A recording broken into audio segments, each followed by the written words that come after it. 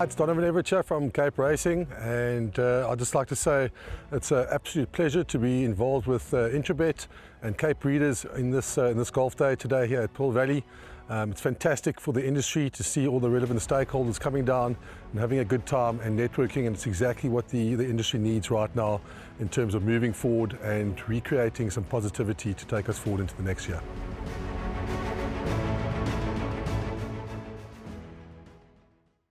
We're on to the sixth race, which is over 1,600 meters. It's a maiden plate for fillies and mares. No interviews here. It's the last pick 3 on the card. You need to get your bets on by 15:25.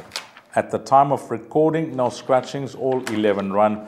Horses in single figures in the betting. Number 2, Jollification, is a 7-1 shot.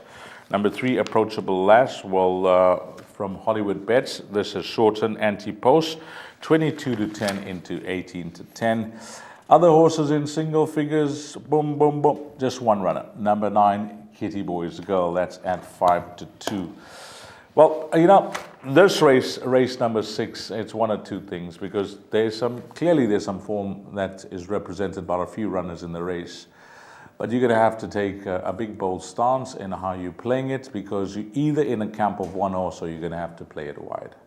I think that one horse is the obvious horse. If you've been watching the way this filly has been progressing since she started off a career for Lorenzo Karim, I think they have now got her in the right race over a distance that will suit her much better. That's horse number 3, Approachable Lass.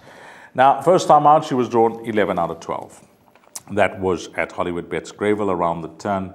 Poor draw, back of the field, running on. Next time out, she was drawn 7 out of 8. Hollywoodbets Greyville on the poly track. Poor draw, back of the field, running on. Last time out, first run, Hollywoodbets Scottsville. Poor draw, worst of the draws. 12 out of 12, back of the field, running on.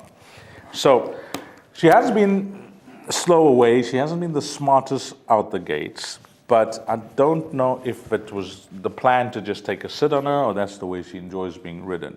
But now she's got a good draw, and I'm almost certain that that good draw is not going to be wasted by Sereno Moodley. If he has to take a sit, he has to take a sit. But then they're gonna go around her. She's going to be shuffled back on that inside running rail, and I'm hoping that it is not a cause for concern, because it is a tight track, Hollywoodbets Greyville. But she's nicely drawn at 3. But I think if she's sitting midfield, and maybe in the first half of the field, midfield, or not as far back as she's been at her recent starts, I looked at this race and I tried to find horses that will match her for speed when they turn into the straight. And I must admit that I can't. I've looked at her reruns, all 3 of them, and just the way she turns it on. Last time out at Hollywoodbets Scottsville, if you freeze the replay at the 400-meter mark and you single out her as possibly a horse that's going to run in the top 4, never mind running second, I doubt that you would have chosen that, because that's the way she is. She's quite deceiving for most of the race, and then when she gets her mind on the job, wow, she can turn it on. And I think the 1,600 meters, which obviously looks like it's going to suit her much better, the extra furlong from where she raced last time out, and that good draw, that is key for me. I'm hoping that she can possibly be more alert out the gates and not find herself too far off them.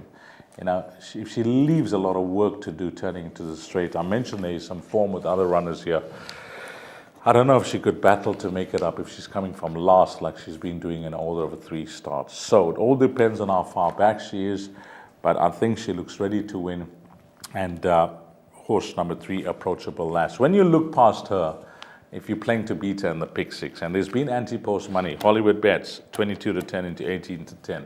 When you look past her, then you're going to have a look at number 2, Jollification, who represents a very strong form line from our last start. Gelsomina, Saturn Moon, Rowan's Dream, all coming out to win. They've engaged the services of DeMello. Then you look at Manic Monday, an informed stable of Paul Lafferty. Last start wasn't the worst. In fact, it was a good run behind a Vernie King, Grand or Richie, Garrett, Stefan Zales runner. Been campaigning in Cape Town with some very good form lines. And if the horse doesn't need it, having her first start back in the province, I think also highly competitive. Number 9, Kitty Boys Girl, Yogus Governor and Rachel Vinica.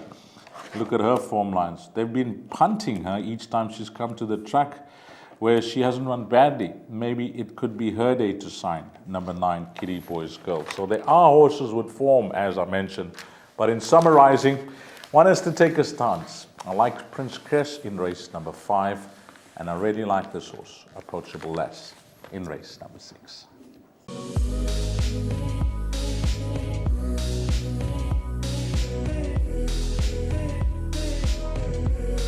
I bet with Interbet only. They're a fantastic site. I've never had any issues with them. They are very professional. There's never a problem. You deposit money, 2 seconds later it's in your account. You withdraw, which I do very occasionally, and I believe it's also 2 seconds it's in your account.